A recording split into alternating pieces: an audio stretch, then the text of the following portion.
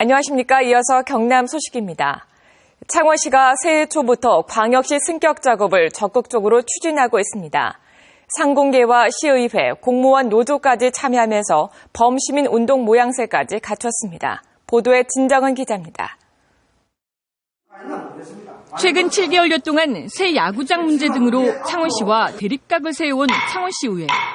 그러나 창원광역시 승격 작업에 대해서는 다수가 환영하고 나섰습니다. 특히 통합 창원시를 분리하자던 강경 입장의 시의원들까지도 긍정적인 반응을 보이고 있습니다. 광역시가 됨으로써 세수의 정대가 많이 정대된다고 저는 판단하고 지금 현재보다는 훨씬 정책적인 협의라든지 이런 부분들이 많은 도움이 될 것이라고 판단합니다. 창원 상공회의소는 창원광역시 승격을 위한 전담반을 꾸리기로 했습니다. 최충경 창원 상위회장은 울산 상위와 지역 상공업계가 지난 1997년 광역시 승격을 위해 어떤 역할을 했는지 전담반이 다음 주부터 울산 현지에서 조사를 시작할 예정이라고 밝혔습니다. 상공회의소 내에도 태스크포스팀을 만들어서 저희들이 울산에 의해서 많은 자료와 전략을 지금 짜고 있습니다. 또 공무원노조 창원시 지부도 광역시 승격 추진을 공개적으로 환영하며 시민단체와의 연대를 추진하고 있습니다. 이 같은 움직임을 토대로 창원시는 조만간 상공계와 학계, 시민단체 등 민간 50여 명으로 구성된 광역시 추진협의회를 구성하고 범시민운동을 본격화할 계획입니다. KBS 뉴스 진정우입니다. 남해안 청정해역굴이 미국에 이어 중국 시장에서도 인기를 얻고 있습니다. 위생관리가 철저하고 맛이 좋아서 남해안 굴을 찾는 중국인들이 늘고 있습니다. 보도에 박상현 기자입니다. 남해안 청정해역에서 굴을 건져 올려 곧장 껍데기를 까 맛을 봅니다. 싱싱한 맛에 엄지손가락을 치켜 올립니다. 중국 후난성과 산시성에 호텔과 음식점 대표 30여 명이 통영 앞바다를 찾았습니다. 중국보다 엄격한 청정해역 위생 관리에 만족감을 나타냅니다. 看到这片海域非常干净，而且海象间卫生间，我觉得这是对消费者的这个负责任。 바이어들은 비위생적인 중국산 굴과 구별하려고 남해안 굴을 껍데기째 수입해가고 있습니다. 남해안 굴은 위생적으로 안전할 뿐만 아니라 맛도 뛰어나 중국에서 인기가 갈수록 높아지고 있습니다. 남해안 고유의 플랑크톤이 더 좋은 맛과 풍부한 영양을 만들어냅니다. 중국에 수출하는 남해안 굴은 지난 2013년 300톤에서 지난해 700톤으로 1년 새 2배 이상 늘었습니다. 중국에서 고급 식품으로 인식돼 국내보다 10배 비싼 값에 수출할 정도로 우대받고 있습니다. 중국 사람들은 더 값부가 크고 비만이 좋은 그런 꿀을 원해서 거기에 맞춰서 앞으로 생산될 수 있게끔 우리 어민들이 노력을 하려고 하고 있습니다. 남해안 굴이 미국 시장에 이어 중국인들의 입맛을 사로잡고 있습니다. KBS 뉴스 박상현입니다. 영화 해운대와 국제시장, 친구, 이런 영화들의 공통점 아시겠습니까? 부산 출신 감독들이 부산을 배경으로 찍어 영화사에 남을 만큼 큰 흥행을 거뒀는데요. 이런 부산 출신 영화인들이 한자리에 모이는 행사가 열립니다. 보도에 강지아 기자입니다. 영화 국제시장과 해운대를 제작한 윤재균 감독. 친구로 한국 영화 흥행에 신기원을 연 곽경택 감독. 국제영화계에 한국 영화의 존재를 알린 박광수 감독. 모두 부산 사람입니다.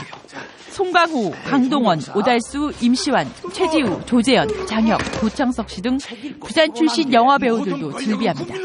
일단 고향인 제 부산에 대한 사랑과 애정은 그 어느 감독님보다 많다는 말씀은 또 부산 시민 또 여러분들한테는 꼭 드리고 싶어요. 충무로의 영화 스태프들도 부산 출신들이 큰 활약을 하고 있습니다. 왜 부산일까? 6개 이르는 영화 관련 학과에다가 무엇보다 부산 국제영화제 키드들 때문으로 분석됩니다. 큰 틀로 보면은 부산의 이제 경성대학교 군과 또 하나는 이제 부산영화제군이 지금 아주 활발하게 한국 영화에서 지금 일한다고 볼 수가 있죠.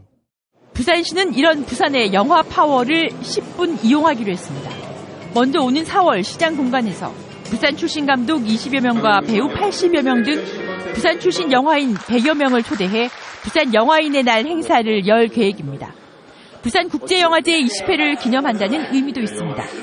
부산시는 또 영화 국제시장에 성공해서 보듯이 관광 홍보에 영화만한 것이 없다고 보고 영화 촬영을 더 유치할 계획입니다.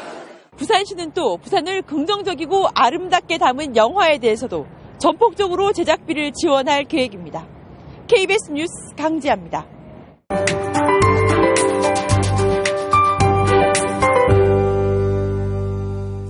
날이 많이 풀렸습니다. 비교적 온화한 서풍이 불어오면서 오늘 한낮엔 햇볕의 따스함도 느껴지실 겁니다.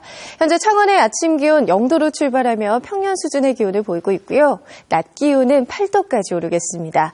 내일 아침도 크게 춥지 않겠는데요. 낮은 상대적으로 기온이 오늘보다는 조금 낮겠습니다. 이번 주말 하늘빛도 좋아서 비교적 날씨가 좋은 편입니다. 아직 별다른 계획 없으시다면 현재 거창에서 진행 중인 금원산 얼음축제에 한번 가보시는 것도 좋을 것 같습니다. 현재 경남 지역의 하늘은 맑은 모습인데요. 통영에서는 먼지가 뒤엉킨 안개가, 또 진주에서도 옅은 안개가 끼어 있습니다. 오늘 날은 좀 풀리겠지만 건조함은 계속되겠습니다. 현재 창원과 양산, 김해와 거제에 건조주의보가 발효 중인 만큼 불이 나지 않도록 조심하셔야겠습니다. 서부 지역도 맑은 날씨 속에 사천과 산청의 대기가 매우 건조하겠습니다.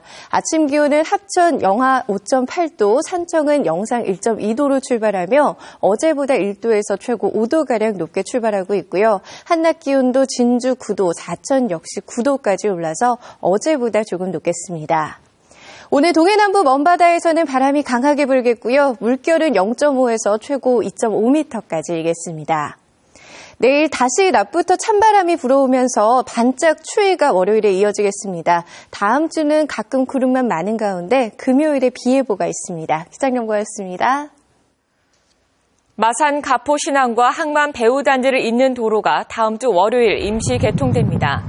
임시 개통되는 도로는 창원 가포고등학교 입구에서 가포 신항까지 4차로 총 425m 구간입니다. 창원시는 도로 임시 개통과 함께 수출입 선박을 유치한 뒤 해수부와 협의해 오는 30일쯤 가포 신항을 공식 개장할 계획입니다. 창원대학교와 경상대학교, 경남과학기술대학교, 경남의 3개 국립대학교 교직원들이 통합 여부에 대한 설문조사에서 모두 과반수 이상이 찬성했습니다. 창원대학교 교수회 산하 대학통합준비위원회가 교직원들을 대상으로 지난달 15일부터 21일까지 통합 의견 조사를 실시한 결과 전체 67%가 찬성했다고 밝혔습니다. 경남과기대도 설문조사 결과 60% 이상의 교직원이 통합에 대해 찬성했다고 밝혔습니다. 경상대 교수회가 지난해 9월에 실시한 교직원 설문조사에선 교직원 응답자의 91%가 찬성한다고 응답한 것으로 집계됐습니다. 승강기 고장으로 탑승자가 갇힌 사고가 지난해 크게 증가한 것으로 나타났습니다. 경상남도 소방본부는 지난해 승강기 사고 현장에서 구조원 인원은 모두 1,184명으로 지난 2013년 862명보다 37.4% 늘었다고 밝혔습니다. 도소방본부는 승강기 사고 구조 인원이 늘어난 것은 아파트가 노후해지고 5층을 초과한 건물 건립이 갈수록 늘기 때문으로 분석했습니다. 건물을 빌려 청사로 사용해왔던 산청과 함양 의령 소방서가 새 청사를 갖게 될 전망입니다. 경남도 소방본부는 오는 5월에는 지하 1층, 지상 3층 규모로 의령 소방서 청사를, 오는 8월엔 같은 규모로 산청 소방서 청사 공사를 시작해 내년쯤 완공할 계획이라고 밝혔습니다.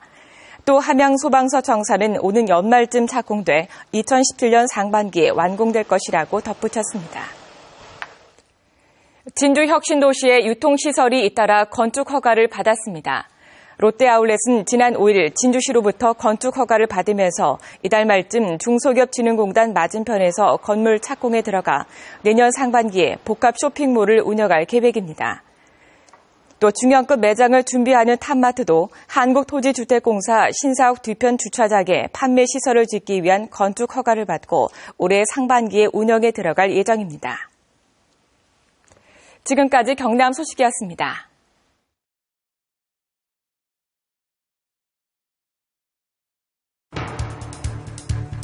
KBS 창원 1텔레비전이 온라인을 통해 실시간으로 제공됩니다.